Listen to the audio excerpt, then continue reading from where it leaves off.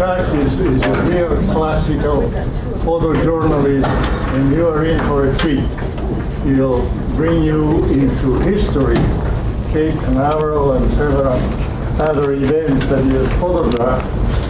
He has had pictures in Newsweek, Paris, National Geographic, so I'll let Chuck tell the story.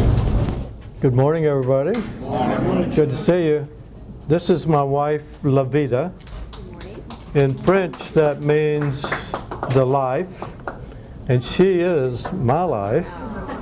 And La Vida and I, she likes to be called V. So if I call her V occasionally, don't be confused. V and I celebrate Valentine's Day as our favorite holiday of the year. This year we celebrate it like we always do. We go to Kroger's to the greeting card section. We each pick out a beautiful card and read it to each other, and put it back in, and hug and leave.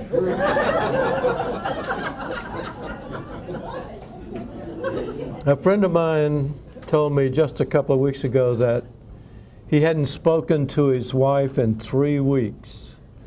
I said, why? He said, I don't want to interrupt her. But I want you to interrupt me anytime you have a question. So my wife's not like that. This is my promo piece you're seeing here with the Nike photo that was the most successful photograph I've ever taken. And the runners, the blurred runners I did for Fuqua Industries, and some of my rocket shots, and we'll go into all those later. We started our photography in high school. My first paying job was with the Orlando Sentinel, and I did that as a senior in high school, and I've been a photojournalist ever since. I was an artist, a painter, before I was a photographer. I painted this automobile for display in a local department store in Orlando, where I was a sophomore in Orlando High School. A lot of people mistake me for one of the movies. No. One of my early assignments was photographing, and I had moved by this time to West Palm Beach. I was working for the Palm Beach Post-Times, and part of that assignment was to do spring training. This was the rookie year for Mickey Mantle. I also loved automobile racing, and I photographed the cars racing on the beach at Daytona for national magazines, Hot Rod and some others, and enjoyed every minute of it and got paid for it. I was in the National Guard. I joined the National Guard in 1949. Well, I was too young to join, but I did.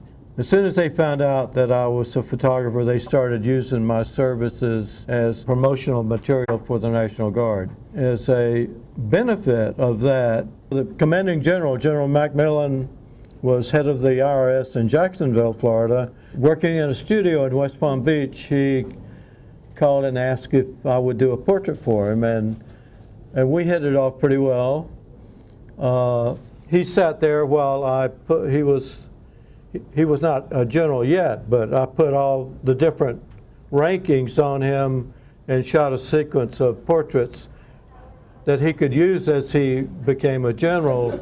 Okay, we entered my career at Cape Canaveral, and I spent 12 years there as one of the official photographers. The government had a staff involved in photography, engineering photography, photographic processing, documentary photography, all the different departments, was about 150 people. And that's a pretty big photographic operation. I was living in Miami, and I decided that when I was reading in the paper all these testings going on at Cape Canaveral, I decided that I wanted to be a part of that. So I moved to Melbourne, which is close to the Cape, and took a job there in a photographic studio. And every month I went out and applied for a position as staff photographer at Cape Canaveral. And it took me 6 or 7 months, but they finally got tired of me and hired me. And I was there for 12 years. This is America's first attempt at putting up a satellite. Pretty small rocket, but 100 feet tall. After 3 or 4 disastrous failures, ending kind of like that, von Braun is on the line to Washington, D.C., talking to the right people, saying, you give me 2 weeks, I'll have a satellite up. You know, the longer you wait, the more likely the Russians will have a satellite up. After the Russian Sputnik was put into orbit, they gave von Braun the go-ahead, and he did. In 2 or 3 weeks, he had a satellite in orbit. Put together, I might add, by sergeants working for the Army, buying parts from places like Radio Shack. Seriously, they didn't have any budget to put a satellite together, but they did it, and it worked. This is me just a few weeks ago. I photographed all my pre-launch photos. By the way, I did about 100 launches in 1 year. And that means 2 a week. And I should add attempted launches. Not every launch that counted down to -5 launched. Quite often we would be ready for it to go with our fingers on the button, and it would not happen. All my pre-launch photos were photographed on 8x10 film. My launch photos were shot, in the early days, shot on 4x5 film with a 1,000mm lens, which I'll show you later. One of my launch photos. A lot of my launch photos made covers back then. Out of these 150 people, I was the only one assigned to do photography for release to the press. This is my best friend, Bob Special. And after we finished at Cape Canaveral in 1969, Bob and I moved to Atlanta and started our advertising photography business in Atlanta. This is a derivation of my launch photograph of America's first satellite that appeared on the U.S. stamp. Perry Match used my photographs on their covers. This is a sunrise photo. This is America's first satellite launch, Explorer 1. This is North American Navajo, appears here in this photo.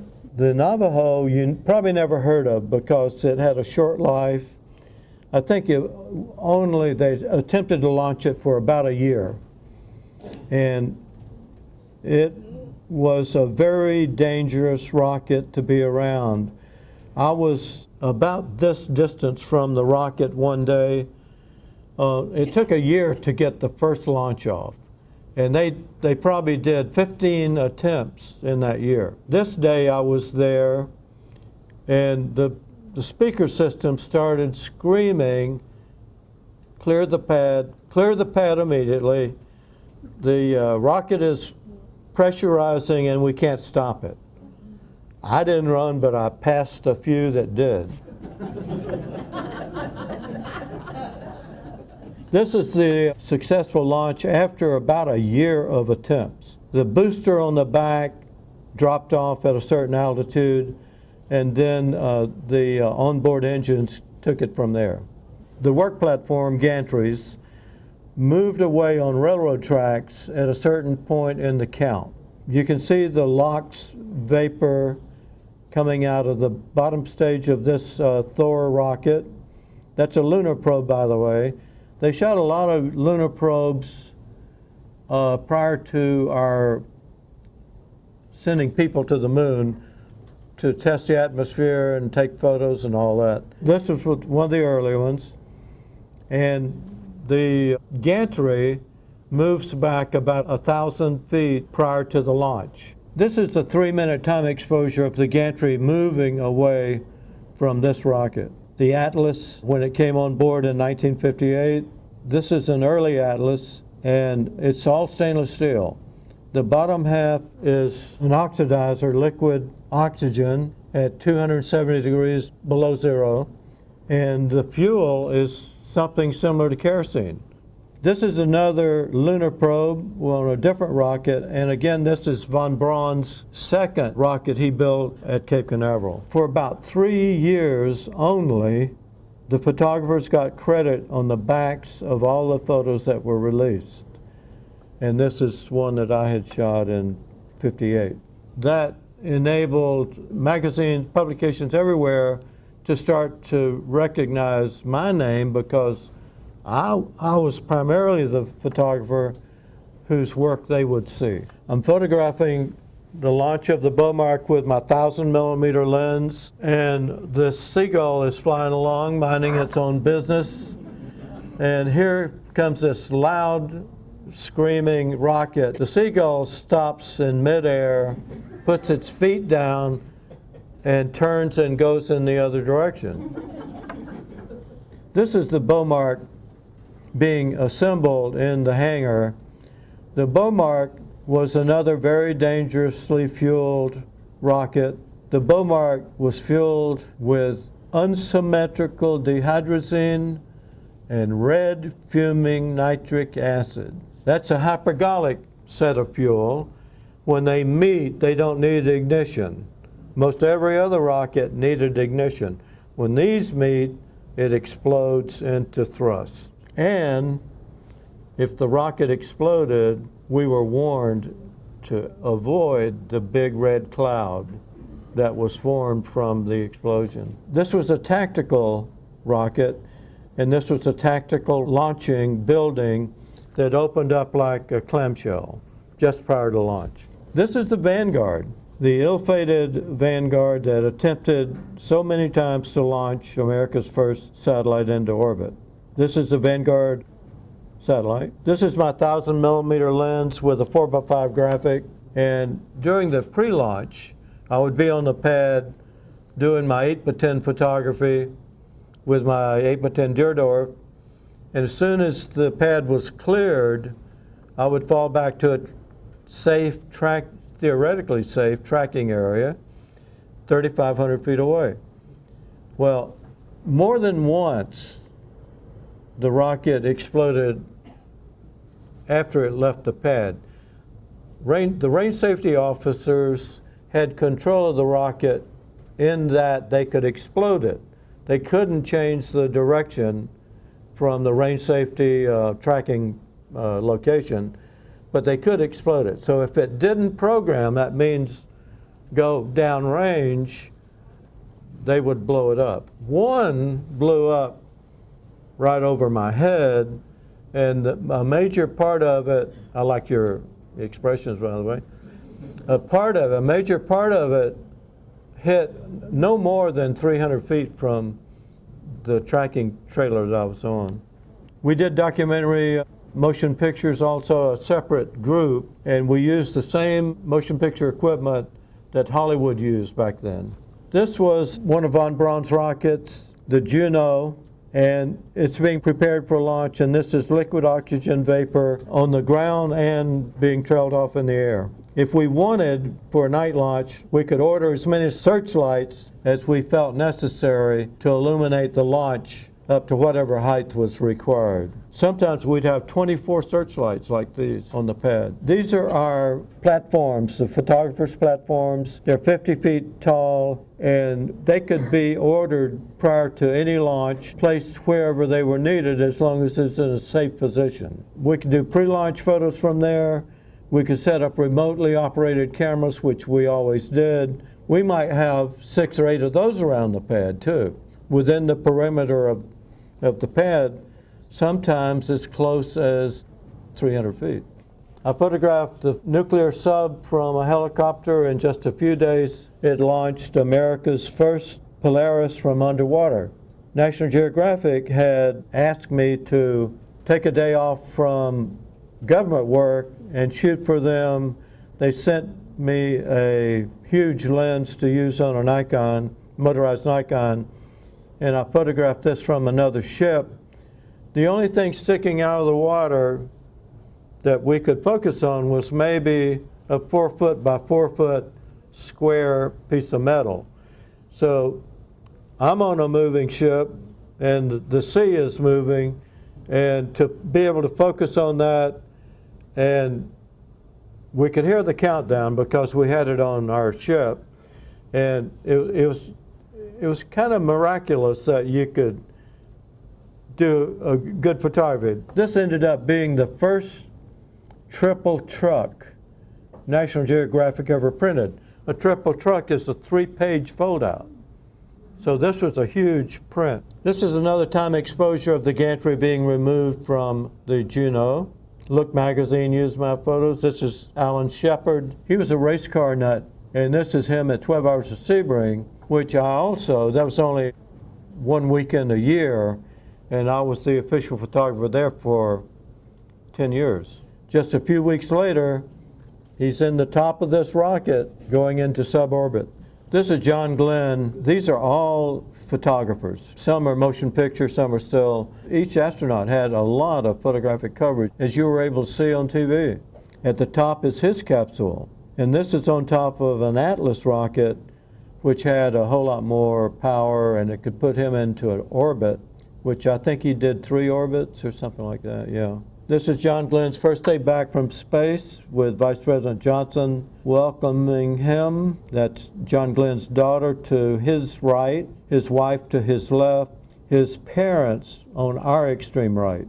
Our photographic department put the camera pods on the U-2 flights over Cuba, and we met the flights when they came back, not me, but our group, met the flights when they returned, and processed the film, super top secret.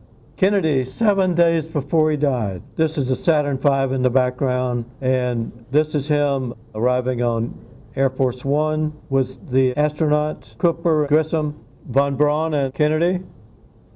This is in the blockhouse for the Saturn, and I'd like to know the name of this guy sitting next to Kennedy.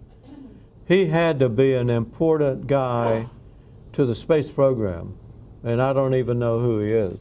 And this is me and JFK and von Braun. He spoke to me. He said, "You're standing on my foot." The guy right under me is Cecil Stoughton, and Kennedy died 7 days later. And Stoughton soon retired and came to live near me. He lived at Satellite Beach, and I lived, 5 miles away. And we went to photography groups together, and we got to be really good friends. But a year before he died, he called me and he said, "Chuck," he said, "I never told you the story about Dallas." I said, "No." And he said, "I was in the 5th car behind JFK, and I heard the shots, but I was too far back to see the damage that was done.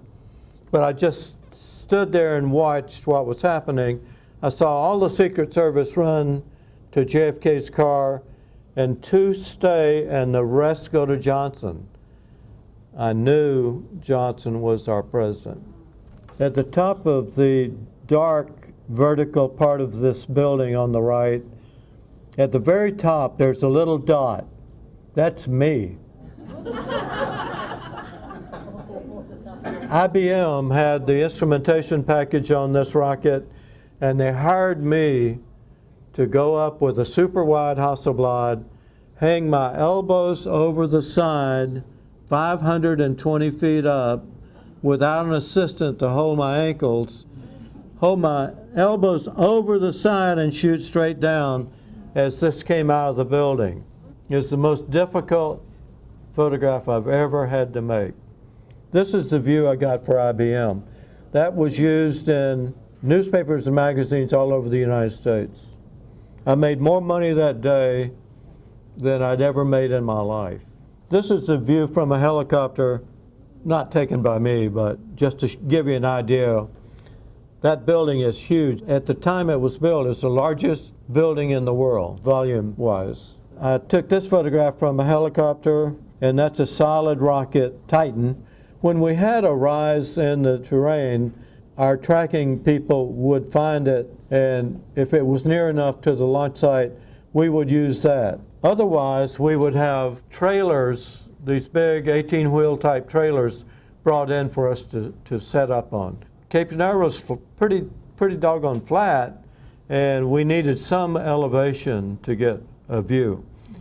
This is the cover of my book that I'll be selling today. This was taken from Cocoa Beach, 25 miles away, from the roof of the astronauts' Cape Colony Inn. If you've been to Cocoa Beach, the Cape Colony Inn was built by the 7 original astronauts. Life magazine contracted with NASA's agreement with the 7 original astronauts to pay them $10 million for their exclusive stories for a certain period of time.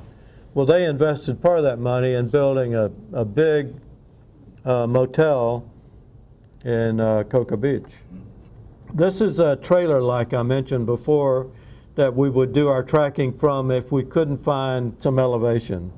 1969 found me in Atlanta, and my first client was Fuqua Industries, and I did their annual report that year, and I did it every year after that for 17 years. Got to know J.B. Fuqua quite well. When we met at photographers' meetings, when we first came to Atlanta, all the other photographers said, well, you need to call on Coke, because Coke uses everybody. They'll give you a chance no matter how terrible you may be. They will try you, and then they may not ever use you again. So I called on Coke, showed them my missile photography, and they said, you know, we can see ability and creativity, but none of these products are anything that we are involved in. But we would like to give you a chance to shoot for our first calendar. So they said, if you'd like to try for this, we're not going to pay you to do it initially, but we'll give you a list of 20 or a couple of dozen ideas, and if you want to go out and photograph those on 35 millimeter, bring them in to us in 2 or 3 weeks. Don't use any professional models unless you pay for them. We're not paying for models. We're not paying for anything. But if you want to submit your photos, we'll consider them for our first calendar. And this was in '69, it was for the '70 calendar. And they print 6 million copies of that calendar, and they pay a lot of money. So naturally, I wanted to do that. So I went out and used my relatives and friends as models. This is my brother in the photograph there, and his girlfriend, and I don't know who the kid is. But when I went to Alfa Romeo and I said, I'm shooting for Coca-Cola, they said, sure, you can use the car. So they let me use the Alfa Romeo convertible. I shot 2 carousels full, 80 photos in each one. I took them in a couple of weeks to the art director that happened to be there that day. They had 7 art directors. And I showed them to him, and he said, can you leave them? I want everybody else to see them. So he calls me back in 2 days, and he says, Chuck, they had told me, if we like what you shoot, then we'll assign you to go out and shoot them on large format film, 4x5 or 8x10 film with professional models. So they called me back and they said, if you can get releases, we're going to use your 35 millimeter slides for every month in the next year's calendar. So I was able to get releases, and they used every one of my pictures in the '70 calendar. And then I did it again in '72 with Carl Slaughter. I don't know if you ever worked with him, a graduate of Yale School of Art, who Coke thought was a genius art director. It probably was, but he taught me more about photography than any other one person. So Carl and I did the '72 calendar, In 1971, the Apollo 14 was being launched. Life magazine hired me to go down from Atlanta to photograph the VIP area for the launch. And you can see here is Kissinger, Spiro Agnew, Kirk Douglas, Neil Armstrong, and the guy in the dark glasses and dark hat, he's got to be a Russian. He's got to be, you know, whatever the, I started to say CIA, but that's ours, isn't it? Jimmy Carter announced that he was running for the presidency of the United States, and Fortune magazine hired me to go photograph him, do a series of portraits, and you can't see it, but behind him is the gold dome of the Capitol. I took my assistant with me so that I could be seen photographing a future president, and there's Jody Powell in the background. This is the 72 calendar, and just one of the shots I'm going to show you, shot on 8x10 film with Carl Slaughter telling me every move. J.B. Fuqua on the left and Carl Sanders on the right, shot for Fortune magazine. Carl Sanders was president of Fuqua Industries at that time. He and J.B. Fuqua were big buddies, both of them from Augusta. This is J.B. Fuqua the day he almost killed me. We were in another snowy area with snow about up to my hip. And I'm standing on a small stump, and I've asked him to come as close to me as he can at high speed because I want action. He comes almost too close. He misses me, but it scared him and me. At 3 different times in my career in Atlanta, Coke was my main client. Corporate clients for photographers are only as good as the coordinator that's hiring you.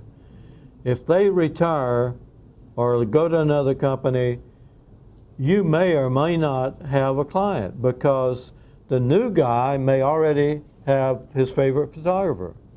They're not in that business if they haven't already been using photographers. This looks simple, but it's not, is it? Orkin was a major client of mine at one time. This is the basement of the house that I lived in then and live in now. The art director is the guy in the outfit. He built termite tunnels out of modeling clay on the walls of my basement for this shot, and this billboard was used all over the country. 10 years later, I had a termite inspector come in and he went crazy. Graniteville was another client of mine. Graniteville was the largest producer of blue denim in the world at one time. So I did their annual report for a number of years, and my suggestion was they're always looking for a new way to show their product, and I suggested doing a wedding dress. And we shot this at Stone Mountain.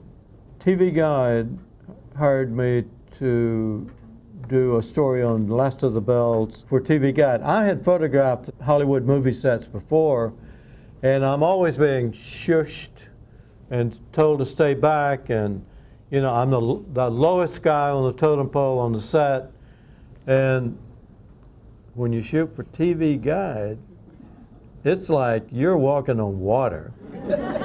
I was invited, not only was I allowed to stand anywhere I wanted, I was invited to the parties after the shooting every day. I could even go to the screening of the takes every day if I wanted to. I was treated like a celebrity myself. So if you can, work for TV Guide if you go to a movie set. Willie Moscone, one of the greatest pool shooters ever. He sold his company to Fuqua Industries, and then they kept him on as spokesperson for their products. Willie and I showed up every February in Chicago at the International Sporting Goods Show, and Willie was no more popular in the evening than me. Quite often, Willie and I would end up at dinner together because nobody invited us to dinner with them, you know. So Willie and I got to be pretty good friends. He never allowed me to beat him at pool, though. The 8-pack of Coke looks like a simple thing. It's very, very difficult. Every bottle in there has a different dilution. I shouldn't be telling you this, but it's got a different dilution of water. Of course, it's not consumable, but we had to dilute that, shoot a test shot, take it over to Coke many times before we got it right.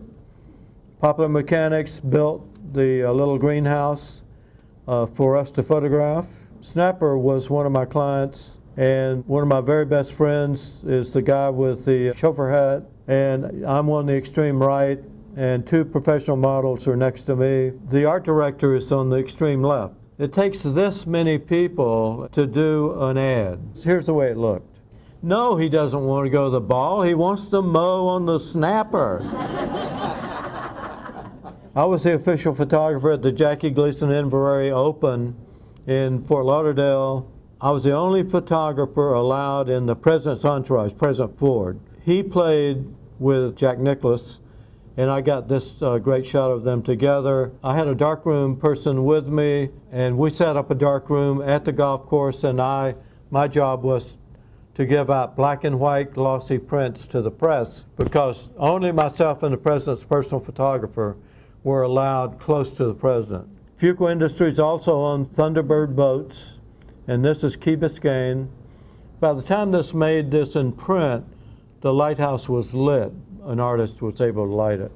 Time Magazine hired me to do a series of North Georgia photographs, and this is the old Saltee store. I bet everybody's seen it, right? In Saltee.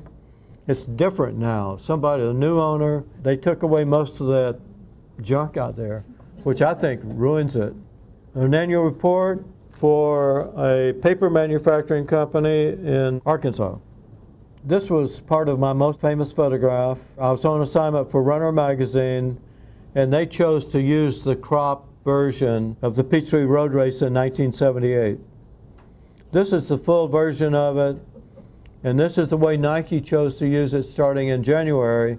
That was the December 78 issue of Runner, and in January, Nike got in touch with me and bought rights to make posters, and they did 25,000 posters, and no more than a month later, they called me back. They'd sold those. They wanted to do 25,000 more. Last year, I got a check from Nike. 30 years later, they're still using that photograph. They used it in Buckhead, at the Nike store in Buckhead last year. The most profitable photograph I've ever made. This was a 15th of a second exposure for Fuqua Industries at a bicycle race, another version of it. I also had clients in Puerto Rico for 15 years, and this is Banco Popular and a dentist. She won't be happy long. Runner magazine was my client for a number of years. This is Marty LaCory. Marty LaCory was the second sub 4-minute mile runner. So Runner magazine sent me down to Gainesville, Florida to spend a few days with Marty, and it was hard for me to understand this, but he cannot run fast. I mean, it's pretty fast to do a 4-minute mile, but he's not a sprinter. I wanted him to sprint around the turn in the track so he'd be leaning in and it'd show a lot of action. He couldn't do that. He tried and tried and tried, but he's a super nice guy, though. The Peachtree Road Race was the largest print in I Sing the Body Electric show at Squibb in Pennsylvania. Jay Mazel gave me the highest compliment a photographer can give another photographer. He said, "I wish that was my image." 20 years later, he was speaking in Atlanta, and I took this print up to him to get him to sign it. I said, "Do you remember what you said that night?" He said, "Absolutely." I said, "Would you write it on my print and sign it?" And he did. Coke, as I said, was my main client. This was a booklet they printed to introduce bottlers to their new signage. This is the old signage. And the booklet created a crescendo of confusion of the little guy in the background over the number of types of Coke signs that were in the landscapes. So Coke sought to replace it with this. They sent Carl Slaughter and I to San Francisco, to Tiburon, the San Francisco Yacht Club. We had a sign company standing by to erect this sign in the bay in San Francisco Yacht Club. We had Delta flying the sign out. The first one made in St. Louis was being sent to us in San Francisco. We had the sign company to meet the flight to pick it up. Somehow the 700-pound sign got lost. We're staying at the Mark Hopkins. Carl and I called in Coke and said they can't find the sign. We went out on Sunday, supposed to start shooting on Monday. We called in on Monday and said, they can't find the sign. Stay where you are. We'll work it out, don't worry. So the next day we called back, no sign yet. We stayed out the whole week on day rate. And I know how much I was making. I have no idea what Carl was making. But we finally were told to come back to Atlanta. They never did find the sign. They made another sign, sent it to my parking lot behind my studio in Atlanta. We erected it. We had emulsion stripping back then. Emulsion stripping before Photoshop was a way of inserting one transparency image into another. They actually, with a little knife, only Japanese could do this. They could not teach it to non-Japanese. Anyway, this is my backyard and the 8x10 transparency I made at Tiburon before I came home. I also did Candler Hospital annual report in Savannah for a number of years. I also worked with Carter after he was back in Atlanta. I had no formal training in photography, except workshops in the ensuing years since my high school days at the Orlando Sentinel. I learned a lot from working with other photographers. They were very helpful to a young guy like myself, eager to learn. I even had my own 4x5 speed graphic as a senior in high school. I didn't tell you how I got interested in photography. I'll take a minute to do that. I was a lifeguard when I was a sophomore in high school, and the other lifeguard came out where I was working one day with a Kodak camera. And he started taking photographs, bringing prints out, and sharing them with people that were swimming and all that. And I couldn't stand it. I had to have my camera. I bought an Argus C3 at a local jewelry store. We didn't have a camera store. For $70. I put it on the easy payment plan. It took me a year to pay for it. That's how poor I was. The art directors are perfectionists, and they have to be because they put their stuff out in front of the national viewers. We did a lot of food photography. If you take a food shot over and there's a slightest flaw, and sometimes they'd be so minor that it would escape my seeing. But that's the way they were. They had to be pleased, and that's why we didn't have Polaroid in those days. We had to shoot an 8x10 transparency, process it, take it over, get it approved before we tore the set down. That's why they cost a lot of money. Some of that was artificial, of course. Some of it was not real ice. If it was real ice, of course, you had to redo the shot as near as possible the way you had it. It's not the ice they were worried about. It's the frosting on their product. You had to make that Coke bottle, the coldness of it had to be perfect. It couldn't be too cold or too warm. It couldn't be dripping water, you know, having warmed up too much. My photography, since it's going to newspapers and magazines, mine had to be pretty pure. Now, we did have some guys there that used a lot of trickery and got beautiful results, especially when they photographed Bob Special doing his satellites. He had a technique of doing satellites, and he would borrow one of those satellites for a week and take it to a hangar and build a background and come out with a spectacular photograph. Sometimes I helped him because it was a learning process for me. But my photography was pure documentary. Young photographers are doing a lot of stuff in Photoshop. But that's not accepted in photojournalism. You cannot manipulate your photo in photojournalism. If you do and you get caught, which we've seen that happen, you're drummed out of the service. We had our own optics shop. That lens was a Dallmeyer, but it was adapted to a 4x5 Graflex by our optics shop. Our government's optics shop was busy. Every time there was a blast, an explosion on the pad, there goes sand blasting of the lenses. That's it. Thank you very much.